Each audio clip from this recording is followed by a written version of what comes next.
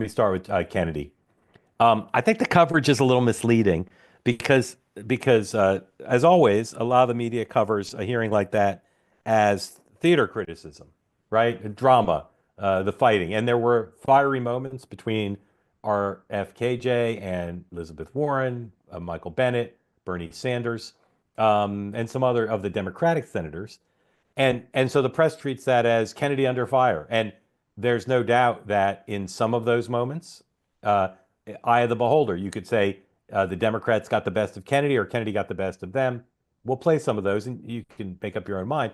But it's not really the issue. He's not going to be confirmed. It's clear to me, based on my reporting in the hearing, he's not going to be confirmed on the back of Democrats. He's not going to lose seven Republicans and make it up with Democratic votes. He might get some Democratic votes, but I don't think he's going to be confirmed unless he gets to 50 Republicans. And he may well.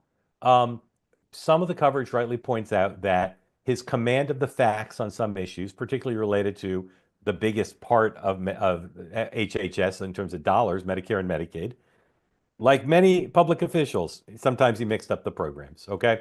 There's really no reason to mix them up. They both start with med, but they're different programs. And under questioning from Bill Cassidy, who we said this morning on the show is really the key in some ways to whether Kennedy's going to be confirmed, who's a doctor and very knowledgeable about the medical entitlement programs. Under that questioning, some of Kennedy's answers were not great. You could certainly take a literal read of what he said and say, that guy does not know his stuff.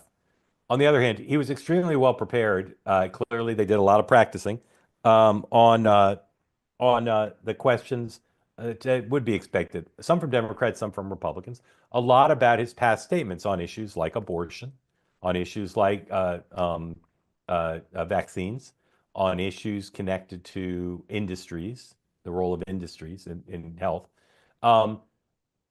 No Republican senator, to my knowledge, has come out against him, but nor have 50 Republican senators come out for him. Some of the members of the committee were quite supportive, including the chair.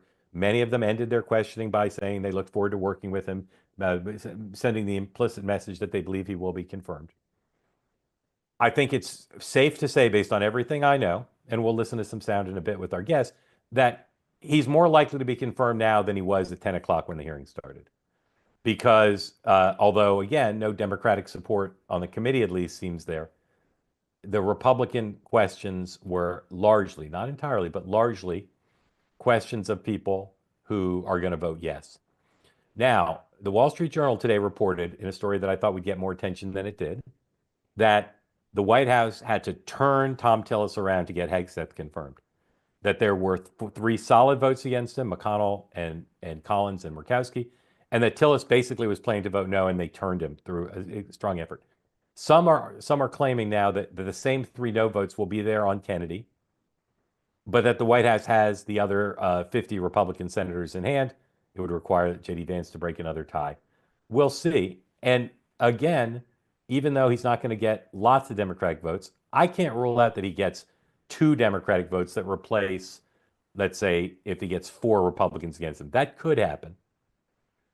And there's no doubt, you heard even from the Democrats who were the most hostile to him overall, no one can be against Make America Healthy Again. Nobody, it'd be ridiculous to be opposed to making food safety for kids, doing whatever we need to do to limit the apparent spread of chronic diseases for kids. So that's the narrative he wants. And there's no doubt that Republicans like that, and it seems like Republicans are accepting his explanations on things like abortion, where his kind of go-to line was, every abortion is a tragedy, right? The pro-life community can get on board with that. Even if the honest next statement was, and at least in the past, I've been extremely pro-choice, you can be pro-choice and think every abortion is a tragedy.